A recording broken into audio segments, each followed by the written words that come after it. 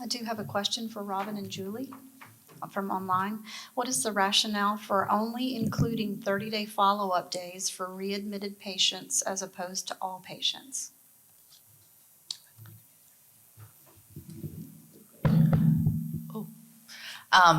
I guess it would probably just need to be a clarification. We actually do collect 30-day follow-up for every single patient in our VQI. This particular project, we only drilled down into those that actually had a readmission. So we do collect 30-day follow-up for every patient.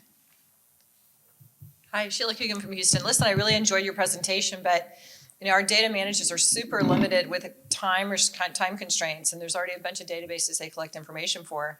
How does this data collection differ from Vizient? Because readmissions are tracked in Vizient, and I tell you, that's like the behemoth, right? Everybody's worried about Vizient outcomes.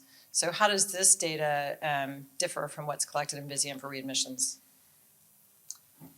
We don't actually get any feedback from our system as to what's being reported from Vizient on our behalf. I mean, I wonder if any of the other participating, I would assume that all the other participating institutions, including yours, are tracking Vizient, readmissions data in Vizient. So I'd be really interested to compare the two. I'm not familiar if we do or don't. It's probably something we'll take back and ask. But from our, our system has relied pretty heavily on us as a vascular group because we've taken so much ownership with VQI. They kind of have let us kind of handle all of our quality, and we pass on everything that we do to them. From our reporting, we provide additional things for our stroke center that comes out of VQI that we pull for them. But I don't know, what our system's involvement is with Vizient, to be honest. They've not communicated that with us, but certainly something I'm going to take away. I can assure you it's being tracked. I mean, it's a very large national tracking data system. So it's interesting that you have that much power within your own institution that they're not trying to correlate what you're finding in VQI versus Vizient. I would say that's really odd. Yeah. So, I'm curious to know what the differences are. I know this is really important, what you guys are doing, but I'm a one-man show, and I'm just wondering, I know that's going to add a lot more on my plate, and when you do this, it's probably going to open up a lot more projects and stuff. So how did y'all get extra help? If you did, how did you go about doing that? I also am a one-man show. I do the 30-day readmissions on a weekly basis. I send out to all of our physicians every week. I have kind of a process in place. So every Thursday, I go through our case logs. I send them post-op complications. I send them 30-day readmissions. So I do it on a weekly basis so it doesn't get overwhelming. And I just kind of carve it into my day that I know every Thursday this is what I'm doing for an hour in the morning. So, but you also go digging through the charts for all of your 30-day information?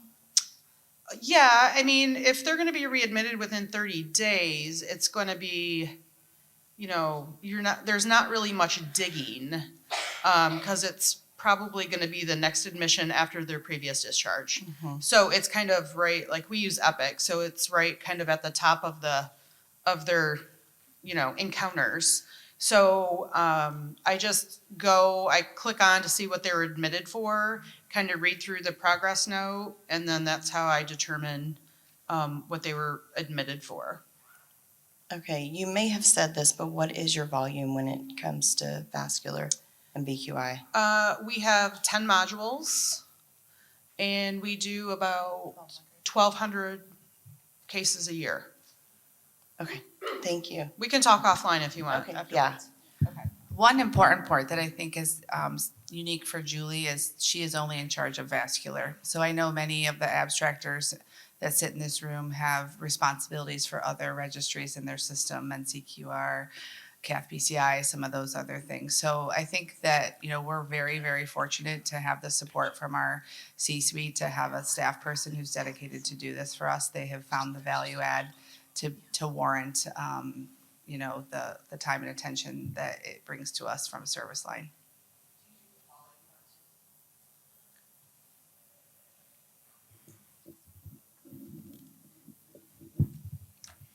To answer your question, can you hear me okay? I'm at the University of Rochester, and I do have 2 other nurses that work with me. We participate in 13 registry modules, and our case volume is about 1,500 per year. VQI is not our only responsibility, however, it is our only registry. We have other things that have to do with hospital quality initiatives. We write a lot of the case review, all of the case reviews for Morbidity and Mortality Conference, a lot of patient relations type things, and several other projects that we work on. I would say for us, we don't find it to be overly cumbersome to capture the 30-day follow-up form, especially since when the patients don't have a readmission, it's a very simple form with 4 additional variables.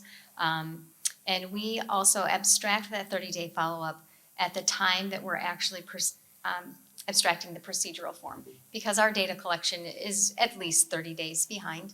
So that works very well for us, and it's an easy way to incorporate that into your workflow. So that's the way we do it at the University of Rochester. Hi, Miranda Witherford from the University of Toronto.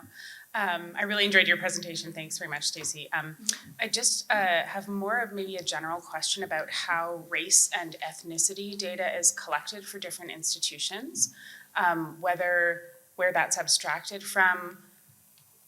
Some of those terms specifically refer to self-identification from patients, and we certainly don't actually have access to that data, but it's shocking and yet not shocking in your 30-day readmission data set. And so I think it's really important to collect, but I want to make sure that it's also something that is accurately collected. Mm-hmm. Yes, so ours is collected in the demographic information in the medical record in Epic, and I believe most of it is patient reported. I pretty much think that that's where it's reported from. Yeah, Dr. Ellis is confirming that back there. So I would presume that it's very accurate since it's coming right from the patient, but it's very easy for us to find in our medical record. Do you have access to the proportion of data that actually represents? So for example, we use Epic as well, the proportion of patients in our center at least, but maybe this is just a center issue, who self-report their ethnicity or race is exceptionally low. So maybe less than 5%. So I'm just wondering what proportion of the total data set is actually represented in your 30-day readmission from self-reported race or ethnicity-based data. Anyways, it's just more of a thought for consideration. Yeah, thank you.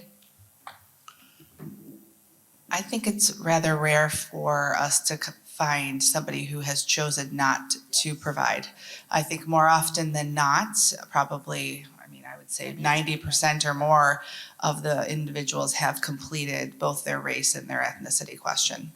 The option to not provide a response is there, but in the vast majority of demographic information, that is indeed populated. One question I'd like to ask is, what do you do with the data once you have it? You made a determination that you have either planned or unplanned readmissions, and was it related to the procedure or not, et cetera. When you bring that back to your physicians, has this had any action items to it? Has you changed your discharge planning, your discharge policies from that?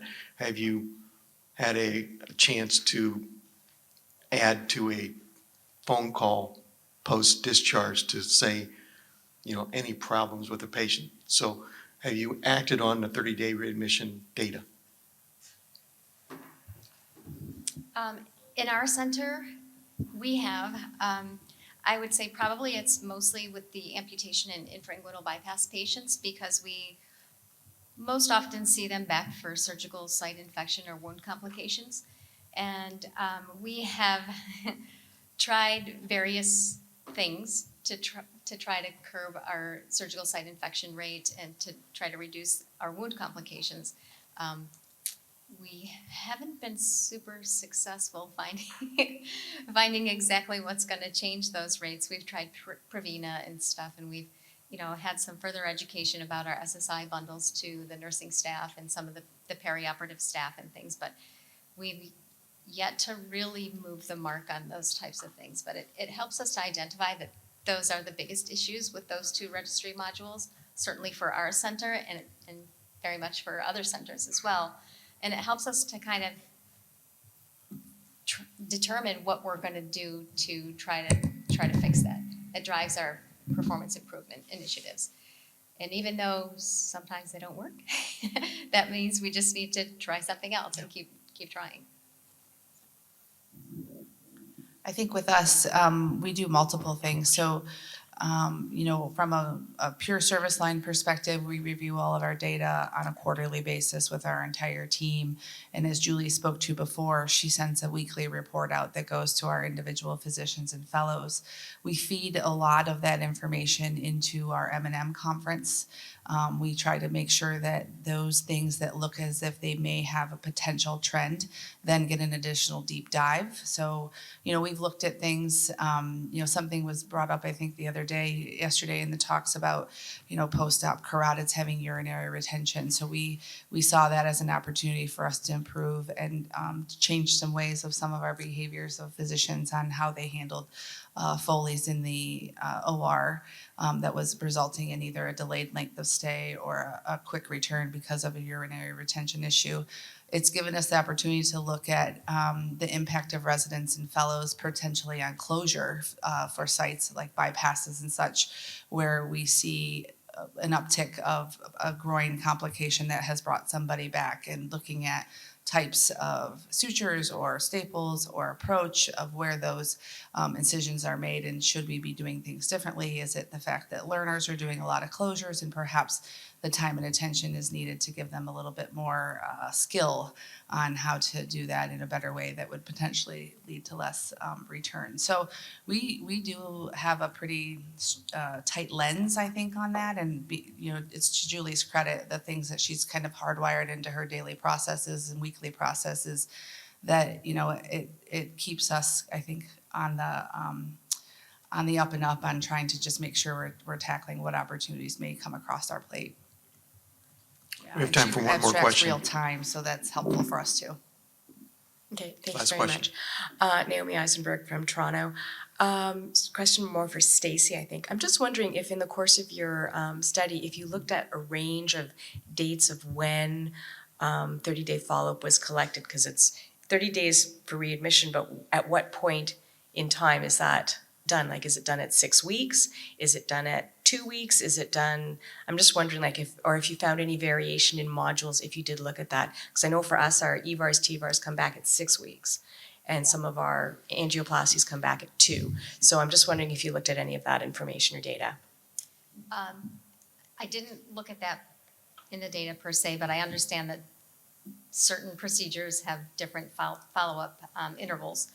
And for many of the cases that come back at about 6 weeks, we use that 6-week follow-up appointment to look at all of the documentation in that period to make sure that there was no readmission. So it is beyond that 30 days, but if something were to happen in that 30 days, we would capture it. So some of the data is a little beyond 30 days, and then some is a little short of 30 days, and we have to capture the data when the patients come back to see us. And there's no other way to do it. However, I will say that when we do collect our long-term follow-up, we do look back farther to make sure that what we have is accurate in the registry, and if there's anything that needs to be changed, we'll go ahead and do that. Okay, But thank you. we're generally, I would say, at least 5 to 6 weeks out when we're collecting the data. We're not concurrently reviewing the charts at our center. Okay, thank you very much. Thank you.